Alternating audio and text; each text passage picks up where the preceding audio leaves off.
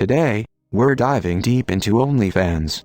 If creator economy, micropayments or Beyonce are part of your daily vocabulary, you have probably heard of them. If not, let us briefly try to explain. The official pitch is helping creators monetize their content, but in reality, they allow creators to monetize thirst traps and more water droplets.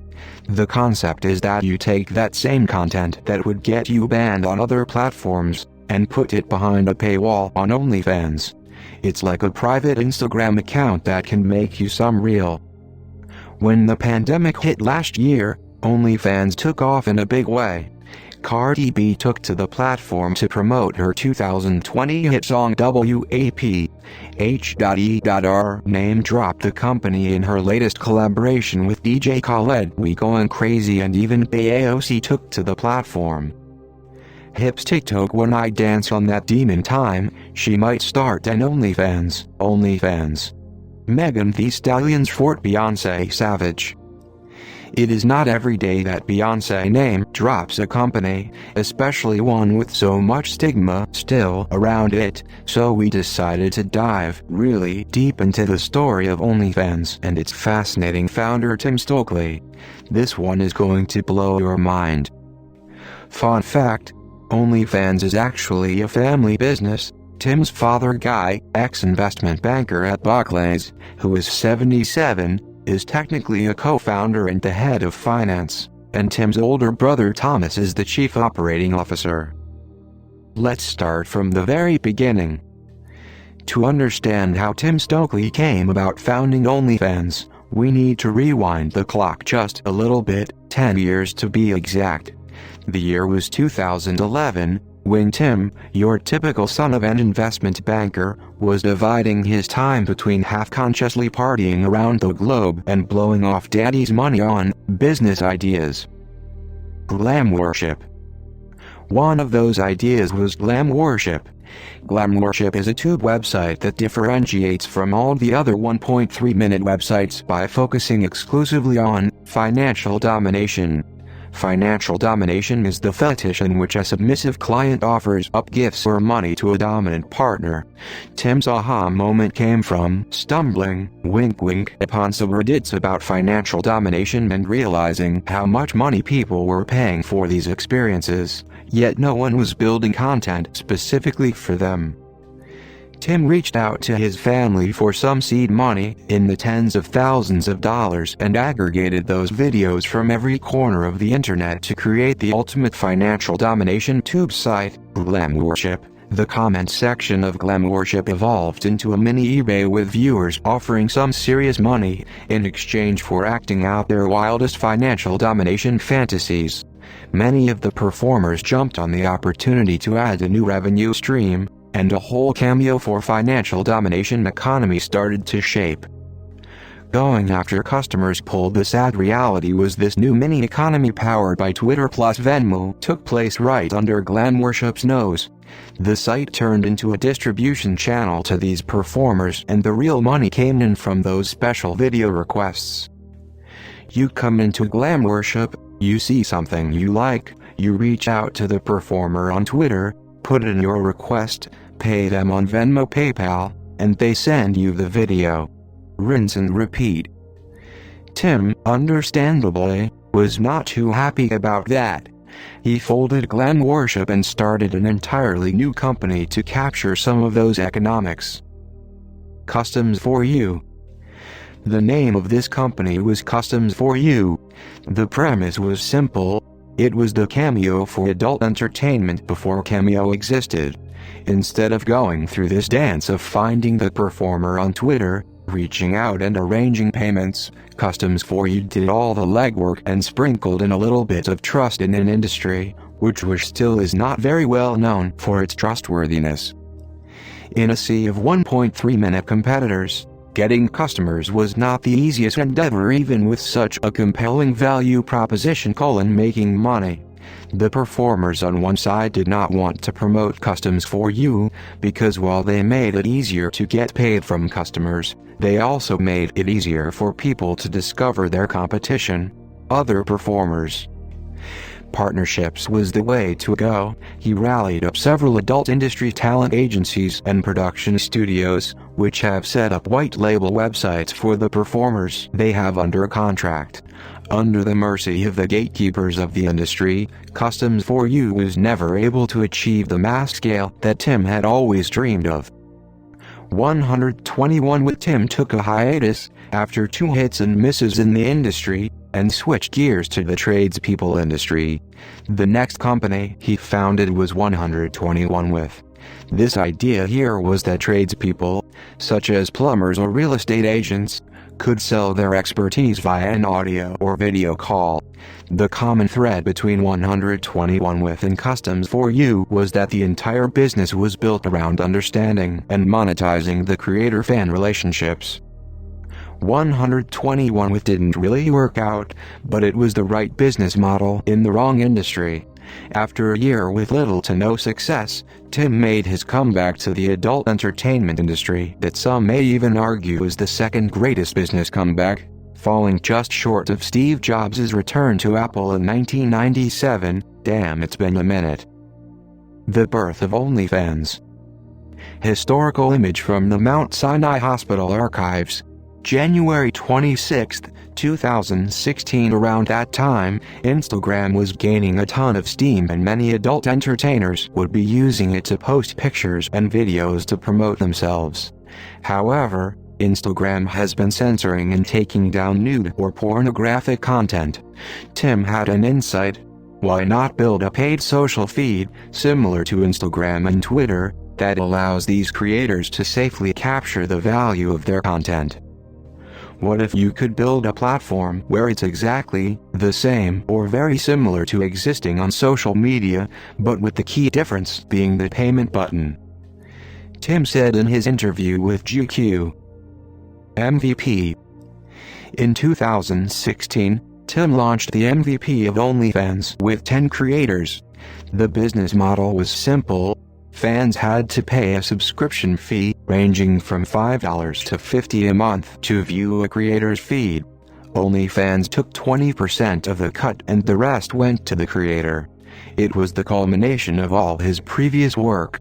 It got the industry insights of customers wanting to directly pay performers for special video requests from GlamWorship, the initial customers from his Customs 4U mailing list, and the business model from 121 with. OnlyFans MVP. The platform didn't create a splash when it was first unveiled to the world. One of the creators in the OG squad, Danny Harwood, made $257 in the first month. Naturally, she didn't think much would come of it in the beginning. A few features that changed the game for OnlyFans in the early days centered around enabling creators to create custom content. These customization features helped elevate the experience for both creators and customers. For example, Harwood introduced themed days like Mistress Mondays and Dare Danny Tuesdays, during which her subscribers could bid to watch her drive in her underwear. Creators were empowered to make more personalized content based on the preference of their audience and build a closer relationship with them. Making people share the unshareable product. What made OnlyFans was that Tim built distribution right into the product. I worked on previous platforms prior to OnlyFans, and one of the mistakes I made was to focus on building what I felt was a great marketplace. But I didn't, through inexperience, give enough consideration to the growth plan. How was I going to get users onto this marketplace? That problem was solved, in the case of OnlyFans, by creating a referral program, which incentivized third parties to bring creators onto the platform. Tim Stokely, co-founder and CEO of OnlyFans. Building a referral program is one thing, building a successful referral program in a taboo industry is a whole other game. We are obsessed with referral programs and just couldn't skip the opportunity to dissect how Tim and the team at OnlyFans managed to pull this off. Before tearing down the OnlyFans referrals program, we first need to establish what makes a successful referral program in the first place.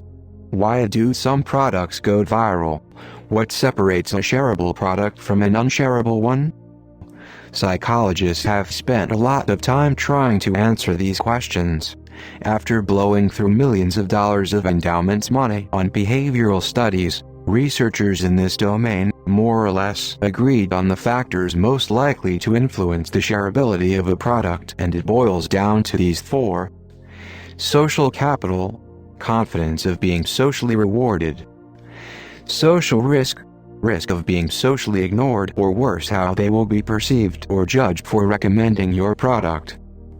Referral incentive, how strongly does the person desire the reward you are offering.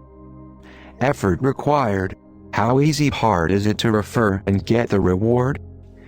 The referral dilemma is solving for the tensions between social capital versus social risk and referral incentive versus effort required. Sharing the upside. Tim and the team at OnlyFans did not want just anyone aboard, they wanted people who make them a lot of money. The more money creators made, the more money OnlyFans made. And to get users to put in the effort to recruit the right people on the platforms, they needed an incentive structure that would align with just that. The OnlyFans referral program was built to incentivize quality over quantity. That meant the higher the quality of your referral, the more money you should get paid. To productize that concept of quality over quantity, OnlyFans decided to structure its referral program to reward its referees based on the amount of money their referred members make on the platform, giving them an unlimited upside and incentive to get people on the platform that would have the potential to make a lot of Benjamins. To be specific, the OnlyFans referral program was a 5% lifetime revenue share with the referrer.